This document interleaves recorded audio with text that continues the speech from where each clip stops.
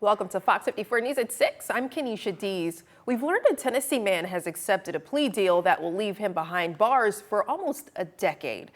The case began in February of 2024 when the Winchester Police Department identified suspected exploitative material online and traced the activity to the Linville community. Investigators later searched Kevin White, pictured here, his home, finding more than 700 photos and videos of child exploitation. White has now accepted a plea deal and will serve 9 years in the Tennessee Department of Corrections. A Mississippi man was arrested in Scottsboro after leading multiple agencies on a chase. Authorities say the pursuit began Saturday morning after officers responded to a reported theft. The suspect, Michael White, pictured here, drove through a Zaxby's parking lot, a drive-through stand, a flower bed, and a business sign while running away north through Hollywood, Stevenson, and Bridgeport, all while pulling a 44-foot trailer, authorities say. His truck caught fire. You can see that picture right there during the chase, forcing White to stop near County Road 75 and US 72. He ran into the woods but was caught after a foot pursuit. The truck was destroyed, but some stolen items were recovered. White now faces multiple felony charges, including attempting to elude criminal mischief, resisting arrest, and theft, along with a reckless driving citation. A crash at the intersection of Highway 53 and Jeff Road left one person hospitalized. According to the Harvest Volunteer Fire Department, units were called around 8:20 last night to a two-car crash with entrapment.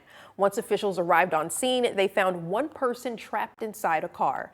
HMZ provided medical care on scene. Here's a picture of it, while firefighters removed the driver's side door to free the trapped person.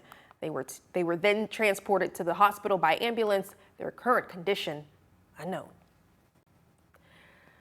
Let's go out to Marshall County. Ooh, Jordan mentioned it in our last newscast, but this is a very ominous picture here. Lots of cloud cover, a little break in the sky, but a very gray. I'm joined now by Fox 54 Weather Impact Chief Meteorologist Jordan Dressman. We feel the warmth, but what can we expect for the rest of the evening? Yeah, we're going to continue to maintain that warmth across the Tennessee Valley through the rest of the evening, and then even as we head into the overnight. We're also in some capacity going to maintain the cloud cover. Now, the clouds did look very ominous through the course of the afternoon, but we never saw any rain across the Tennessee Valley, and I would anticipate that we're probably going to be dry through the rest of the evening and then as we head into the overnight. 66 degrees right now in Huntsville, 63 in Arab, 68 in Decatur, a little bit warmer across northwest Alabama. Lauderdale, Colbert, and Franklin counties, they saw a little more sunshine through the course of the afternoon, so they were able to see their temperatures climb more than everybody else. 71 right now in Florence, 70 degrees in Russellville. Cooler over in northeast Alabama. They saw more cloud cover compared to everybody else through the course of the afternoon, so their temperatures didn't rise as high. So naturally, they're already a little bit cooler this evening. 63 in Scottsboro, 62 degrees right now in Fort Payne. We're going to be warm as we head into the overnight. Temperatures only dropping into the mid-50s. Got a low temperature right around 55 degrees. No jackets needed for the Wednesday morning commute. Going to be way too warm for that. 59 degrees at 7, 61 by 8. We've already hit the average high temperature for early March by the time we get to the middle part of the morning. From there, temperatures are only going to continue to climb as we head into the afternoon, then as we head into the rest of the week as well. We'll talk about it in a couple of minutes. May not always be merrier in the case of Huntsville utilities. The Huntsville City Council weighing a major shift in how your local utilities are managed. It's after last Friday's work session where the Community Energy Resource Plan took center stage. The Huntsville Utilities Community Energy Resource Plan's recommendation is to consolidate the electric, water, and gas boards into a single unified governing structure. Currently, these three boards oversee each utility separately, but the new plan suggests a merger would streamline operations and strengthen oversight as the city grows. Fox 54's Logan Alexandra Russell breaks down what this means for you. For decades, Huntsville Utilities has operated under a tri-board leadership model. Separate boards for electric, water, and gas. It's a system that has served the Rocket City for generations, but as the city grows, some say the system needs to grow with it. It was an idea that was put out for us to consider. I'm not ready to sign off on it yet. I think their rationale was that consolidating three boards into one would be simpler. This is a very important process. It was actually part of a very big picture. Councilman Bill Kling says while simpler sounds good on paper, he's concerned about local control. He wants to ensure that any major decisions, especially those involving your wallet, stay in the hands of elected officials. But Huntsville Utilities says consolidation isn't a new concept. In a statement, the utility noted that consolidated boards are common across the state and are allowed under Alabama law. The move has already picked up support from the TVA, who tells us they support the utility's efforts to modernize. That brings us to the most important question for you. Will a smaller board mean a bigger bill? For Kling, that's the ultimate deal breaker. That is the bottom line that you just hit on, and that's what I'm looking at. And again, I think the City Council needs to maintain control of the rates, and we do not delegate that over to any type of a 7-member appointed board. Kling describes the process as being in the bottom of the first inning. He says the public will have a chance to weigh in before any final decisions are made on how Huntsville powers its future. In Huntsville, Logan Alexandra Russell, Fox 54 News. Councilmember Kling also notes that despite recent cold weather spikes, Huntsville currently enjoys some of the lowest utility rates in the state, something he says he's determined to protect. A Limestone County judge set to hold a Zoom hearing tomorrow on the Belmina rock quarry dispute. Residents of Belmina have complained about noise, dust, and traffic disruptions due to the rock quarry for years. Attorneys for local churches and residents involved filed a motion last month saying the defendants violated court orders by moving crushing equipment to a new location, wiping out evidence. The hearing will determine whether the trial set for next month will be pushed back to allow the plaintiffs to collect new evidence. If you work on or near Redstone Arsenal, you may have experienced some traffic delays this morning. Just take a look for yourself. Drivers reported long backups at several gates as the Arsenal began stricter security checks today, requiring ID verification for everyone entering the post. The delays stretched to nearby roads, including Ziert Road near Gate 7. The increased security is expected to stay in place for at least 30 days. But Redstone has some tips to help make your morning commute more efficient. Before you pull up to the gate, make sure your back left window is rolled down. Make sure you have your credentials ready to be scanned. If you have anything in your car that may be suspicious, remove it. The U.S. Supreme Court has decided they will not take up Alabama's appeal in how panhandling laws are enforced. The case began back in 2020 when John Singleton challenged state laws criminalizing asking for help. Federal courts have already ruled the laws were unconstitutional, citing First Amendment protections. Southern Poverty Law Center attorneys say the decision is a win for free speech and ensures that Alabama cannot criminalize people for communicating their needs. Senator Katie Britt introduced Trey's Law at the U.S. Capitol today, a bill designed to block non-disclosure agreements in cases of child sexual abuse. The bill is named for Trey Carlock, who was one of several children sexually abused at a Christian summer camp in Missouri. They entered a settlement that included a non-disclosure agreement barring him from sharing his story. He died by suicide at the age of 28. I want you all to imagine going through something as severe as Trey, and then being too afraid to talk about it, even to your therapist, because of the confines that you believed had been placed on you by the people who were actually supposed to protect you. Anyone trying to silence survivors of these heinous crimes through contractual agreements, litigation, or otherwise is pure evil. Trey's Law unanimously passed Alabama legislature and was signed by Governor Kay Ivey last month. You can catch a special screening of the Alabama Solution, a documentary exposing issues in Alabama's prison system tomorrow. The show starts at 4 p.m. at the Huntsville-Madison County Public Library, hosted by Jeremy DeVito's campaign team. The Academy Award and Oscar-nominated documentary follows incarcerated men as they expose a cover-up in one of the nation's deadliest prisons. Attendees can join the campaign team, learn more about prison reform efforts, and engage in the conversation after the screening. So I grew up in a family that agriculture meant a lot to us. It was a way of life. And this educator has dedicated 30-plus years teaching it. Now he starts a new chapter. We get to meet this week's Fox 54's top teacher. Stay with us. And the Marshall County Sheriff's Office announced deputies will now respond to animal service calls. We'll tell you all about what this move means later.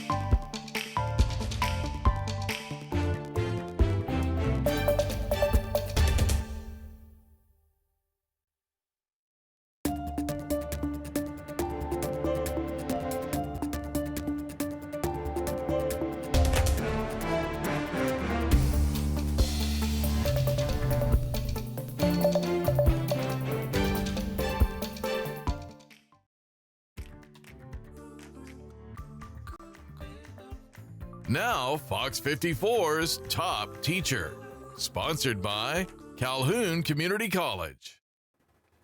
This teacher woke up every day with a purpose and is to leave a tremendous impact on the people in his community. Just ask his peers. He's dedicated more than 30 plus years to agri-science, and Fox 54 happened to catch him on his last day last Friday. I'm honored to introduce this week's Fox 54's top teacher, Russ Gant from West Limestone High School. For agri-science teacher Russ Gant. How many sets of ribs does a bison have? The end I retire today from West Limestone High School. is only the beginning I'm going to work for Grayson Carter and Son Excavating Service. of a new chapter. Gant dedicated nearly 35 years of teaching, and most of those years he spent cultivating future farmers. My dad was an ag teacher, and my brother was an ag teacher, so I grew up in a family that agriculture meant a lot to us. And it was a way of life. And Gant wants his students to know this way of life, even if they choose a different career path. Mr. Gant was like, do you want to join FFA? And I was like, yeah, that sounds really fun, like something I'd love to do. And I just fell in love with it. It's just learning about new things and how fun he makes it. About everything he talks about and everything from his past and how he teaches it today. It's just amazing. I love how much he cares about all of his students and especially about us officers at West Limestone. Gant's peer, Tim Ferguson, says his caring nature is part of the legacy he leaves at the school. He is like a father figure to so many kids, and he's impacted me, and I couldn't think of anyone who, everyone's deserving, of course, but I just thought he was so deserving of it. It's been a long career, and I wish I could tell these young people that they need to be teachers, but I'm not gonna lie. Go find something else to do. Learn how to do something with your hands and go be a construction worker or a welder or electrician or a plumber. Learn a trade, because that's where the future is going to be in the United States. Wow, congratulations, Mr. Gant. Wishing you the best in your next chapter. You can learn more about it, plus full interviews from his students right here on Fox 54 Plus. Download on your TV, watch for free. And don't forget, nominate a Fox 54 top teacher on fox54.com. Coming up, Marshall County deputies are stepping in to handle animal service calls. We speak with the sheriff about that new change. In the meantime, Jordan, how is our weather shaping up? Yeah, we were dry this afternoon. We're going to be dry this evening. We were also warm this afternoon. We're going to be warm this evening, and we're going to stay warm over the next several days. We'll talk about it and the opportunities for rain here in just a couple of minutes.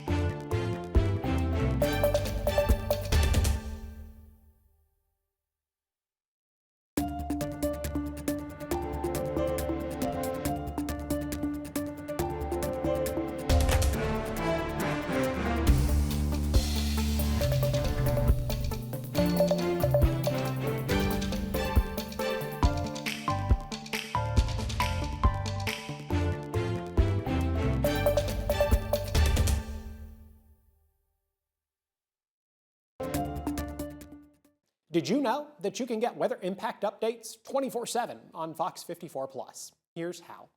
Go to Fox 54 Plus on your Roku, Fire TV, Apple TV, or Samsung.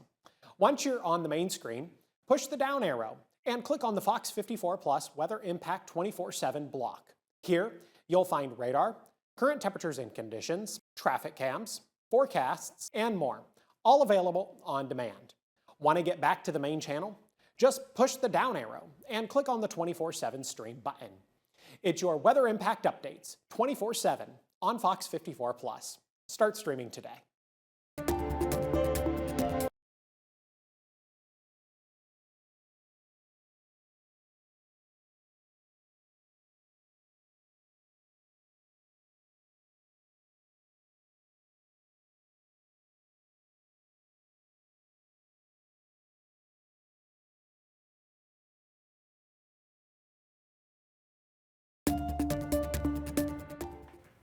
The Marshall County Sheriff's Office announced they would begin responding to animal service calls. In a statement on social media, the office announced the move was made to ensure someone can answer calls when county personnel are not available. For Marshall County Sheriff Phil Sims, with deputies responding to these calls, the office will be able to investigate possible cases of animal abuse or cruelty faster.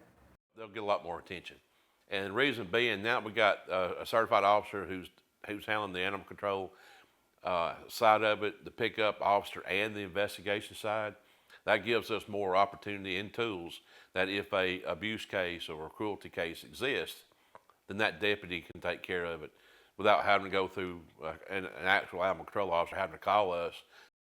Sheriff Sims says you can call the number you see on your screen for animal control issues at 256-582-2034.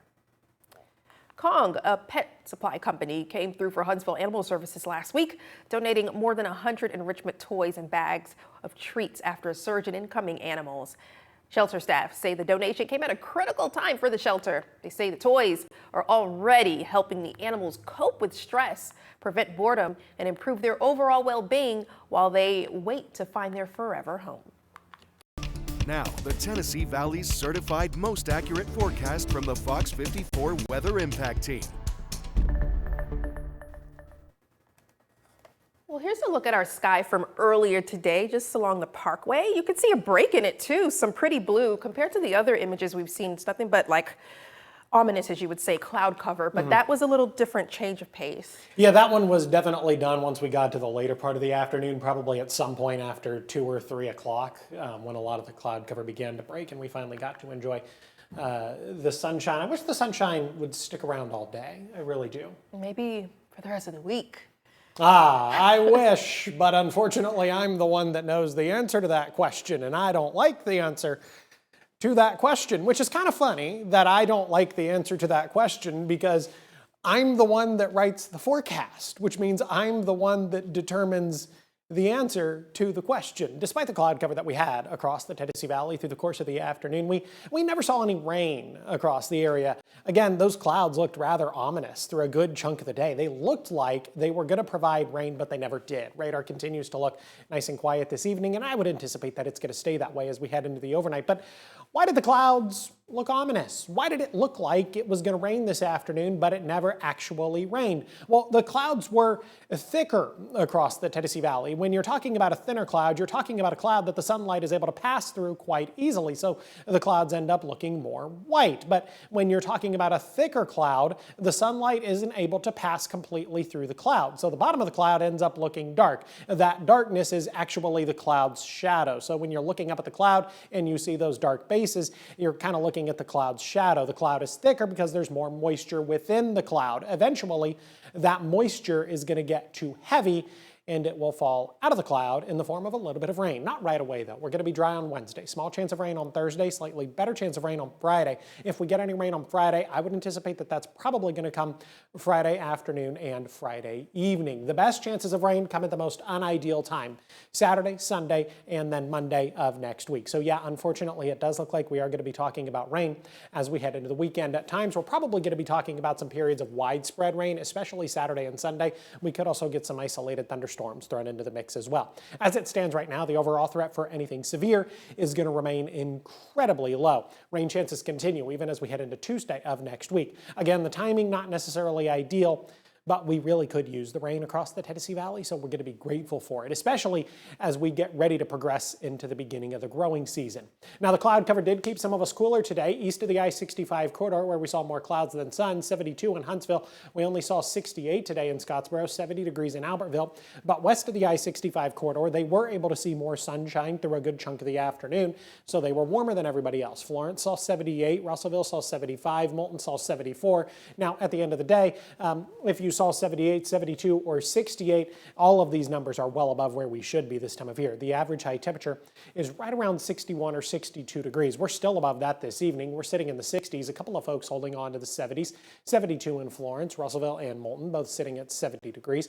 A little bit cooler over in northeast Alabama. Fort Payne currently sitting at 62. We only drop into the mid-50s as we head into the overnight. This number also well above average. The average low temperature for this time of year, right around 39 or 40 degrees. 59 at 7, 61 at 8, 65 by 9, 69 degrees by the time we get to 10 o'clock in the morning. 80 degrees on Thursday, that after 78 on Wednesday, 81 Friday, 80 Saturday, mid-70s Sunday and Monday. Every single day through the forecast period is going to be significantly above average. 80 degrees by the time we get to next Tuesday. Well, check this out. The U.S. Space and Rocket Center announced 2 new mascots over the weekend, and the reaction was, well, it was mixed. Fox 54 got the chance to catch up with one half of the yet-named twins that will represent the museum, with voting now open to select 3 possible choices: Artemis and Apollo, Percy and Celeste, or Nano and Nova. During their interview, one mascot and a center rep talked about the reaction from the public. You know, I have to say that we have had an absolutely hilarious couple of days. People have been so incredibly creative and funny, dying laughing at some of the comments and some of the reaction that we've gotten. We've talked through it a little bit. Yeah. And, you know, but we're really embracing individuality and our, you know, how special we all are. You know, we don't all have to look the same, but we can still be okay. I love the humor. Well, if you want to help select the new mascots' names, you can find the link to vote on fox54.com. The Atlanta Braves could be without one of their top players again. Find out why next in sports. Fox 54 Plus has your news, sports, and weather. Start your evening with Fox 54 at 5:30, delivering the latest headlines and live reports straight from the scene. Then stay informed with Fox 54 News at 9, featuring your Tennessee Valley certified most accurate weather impact team, tracking everything from tornado threats to traffic delays during severe weather. Fox 54 Sports Extra brings you more of what sports fans crave, with deeper insights, expert analysis, and all the action that matters most. On Fox 54 Plus, you'll also find Alabama politics, plus 24/7 weather radar and real-time forecasts to keep you ahead of the storm. Looking for a quick recap? Don't miss Fox 54 Week in Review, highlighting the biggest stories of the week. Jumpstart your morning with Morning Rush. Fast-paced news updates featured with uplifting stories from across the globe. Get your entertainment fix with Getting Real, where we break down movie reviews, top 10 lists, and spotlight the newest film. Die Hard fan? Locked On Sports dives deep into the Crimson Tide, the Tigers, college rivalries, and pro action. True Crime Warrior Style? Killer Cases brings you gripping real-life stories that stick with you. Hungry for more? Cooking with Style serves up mouth-watering recipes that are easy to make and impossible to resist. From movie previews before you head to the theater with Take a Look, to must-know headlines from across the region and around the world with In the News. Watch all of these shows on demand and also on the Fox 54 News app. Available on Android and iOS devices. Streaming 24/7.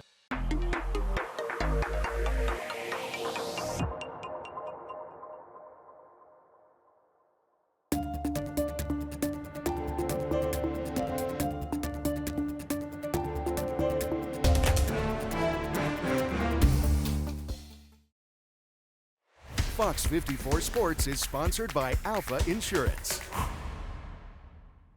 And good evening, everyone. As the 2026 MLB season approaches, the Atlanta Braves may be shorthanded once again.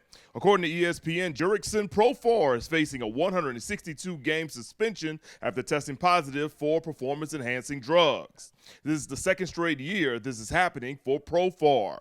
Last year, he played in 4 games before being suspended for 80 games. This season, the Braves are planning to move Profar to the DH position primarily. Braves manager Walt Weiss said last month how Profar was a great teammate for being willing to do that. Profar is a great teammate.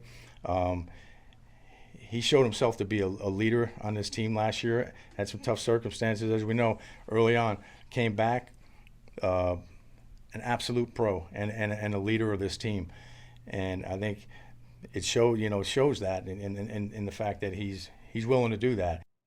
Now, if Profar tests positive for a 3rd time, he will receive a lifetime ban from pro baseball. He was supposed to play in the World Baseball Classic for Team Netherlands. That will also not be happening. Staying in Atlanta, the Falcons are set to play in Madrid in 2026 as part of the NFL's International Series. The Falcons will serve as the home team. No opponent has been named yet, but it's a full circle moment with Atlanta hosting Spain during the World Cup, and now the Falcons taking their game overseas in the fall. Coming up tonight in sports on Fox 54, we'll find out which members of the UAH women's basketball team earn honors from the Gulf South Conference. That does for sports. I'm Mo Carter. Global conflicts aren't just overseas. They can impact life right here at home. Tonight at 9, we'll hear from a local recruiting agent about how current tensions could affect service members in their communities. And we'll take you to the Lieutenant Governor Forum hosted by the Republican Women of Huntsville to hear from the candidates themselves ahead of May's elections. And Owens Crossroads may be getting a new post office. We'll show you the preferred site and why the current facility's cramped conditions have made a replacement so urgent. We'll have all these stories and more for you tonight on Fox 54 News at 9. Before we let you go, check this out. A futuristic gadget for pet owners turning heads. And it sounds like something out of a cartoon. A group named GlocalMe has unveiled the Pet Phone. It is a smart collar that lets you talk to your pet in real time. It can track location, monitor health, and even alert you if your pet is agitated. The smart collar comes, as you see there, in 2 colors and costs about nearly $150 with a 1-year service package. I think I'm gonna pass on that. It seems like it's for cats and dogs, and I'm okay. I don't quite understand. I don't get it. I guess I don't understand its intended, like how would that benefit me or my furry friend? I think that you would be able to actually communicate with it. It might be a speaker on the collar and you actually talk to it. I think it's good for like pets who are outdoors a lot and like roam, but my cat, she's an indoor cat. So. And I don't think Gator would actually listen. Even if he heard my voice coming out of essentially coming out of him, I don't think he would. I don't like this. Cats don't listen anyway, so I agree. See, so either way, Kenesha and I would get absolutely no benefit. I thought they were about to tell us that our dog would be able to talk. And Me too. I already had my reaction planned. I was going to be like, well, I've seen the movie Up before. Yes. That triggered a childhood memory. It did. It is a great movie. Quick look at the next 7 days. We're going to maintain the warmth. 78 on Wednesday, 80 Thursday, 81 Friday, 80 Saturday. Yeah, we're talking about the 80s Thursday, Friday, Saturday. Don't forget daylight saving time begins Saturday night, early Sunday morning. Technically, it's early Sunday morning. 2 a.m. becomes 3 a.m. Yeah, you're going to lose an hour of sleep, but sunset's going to be pretty close to 7 o'clock on Sunday, which I suppose this year doesn't necessarily matter because there's going to be no sun to see set. It's going to be cloudy and there's a healthy opportunity for rain this Sunday. I can't believe that's already happening. I was just thinking about that, and that's this weekend. Literally this weekend. And then St. Patrick's Day festivities are next weekend. Time flies. All right, we'll see you tonight at 9.